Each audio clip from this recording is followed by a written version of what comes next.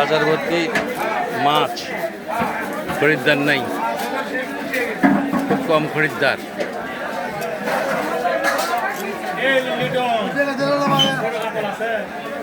তো এখানে একটা বড় আমরা ব্রিগেড দেখছি, এটার ওজন প্রায় 12 কেজি। তো এরকম মাছ বাজারে খুব কম ওঠে। আর বোয়াল মাছ, আর ওদিকে বিভিন্ন ধরনের আপনার মাছ আছে। সেই মাছগুলোর মধ্যে দেখা যাচ্ছে পাবদা, শিং মাছ, চিংড়ি মাছ, নানান ধরনের মাছ। এছাড়াও কই মাছ, এগুলো চাষের মাছ, এগুলো সবই চাষের মাছ। নদীর মাছ এখানে নেই বললেই চলে। তবে এই মাছ পট্টিতে কিন্তু রেগুলার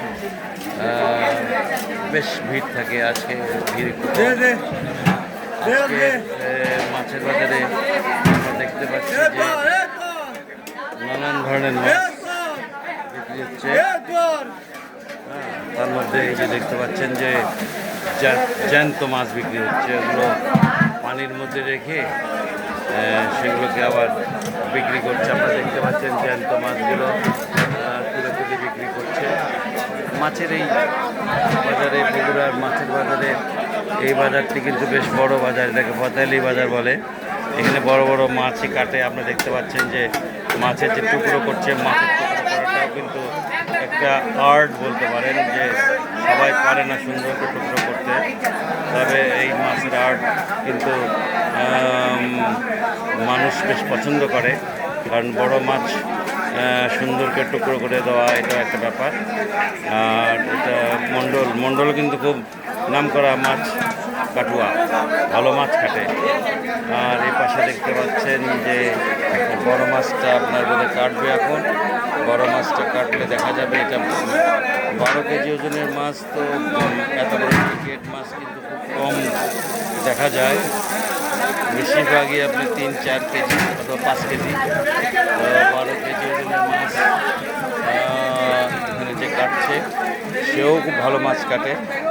মাছ কাটার মধ্যে এখানে বেশ মজা আছে, মানে মাছটাকে আবার দেখেন পরিষ্কারও করছে পানি দিয়ে। অর্থাৎ তারা যে মাছ কাটার আগে মাছের যে পরিষ্কার পরিচ্ছন্নতা রাখা, এটাও একটা ব্যাপার। তবে এগুলো সব চাষের মাছ, চাষ করে এগুলো মাছ করা হয়।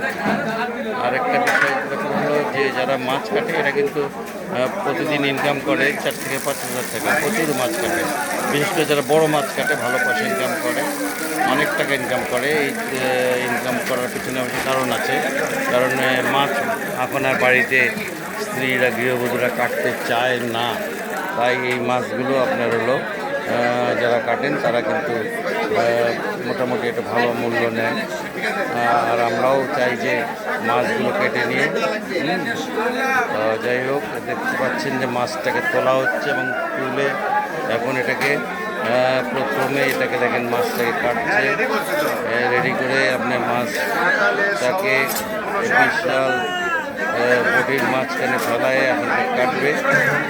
মাছ কাটা একটা আর্ট, কিন্তু আমি আগেই বলেছি মাছ কাটা আর্ট, এবং এই আর্টের মধ্যে কিন্তু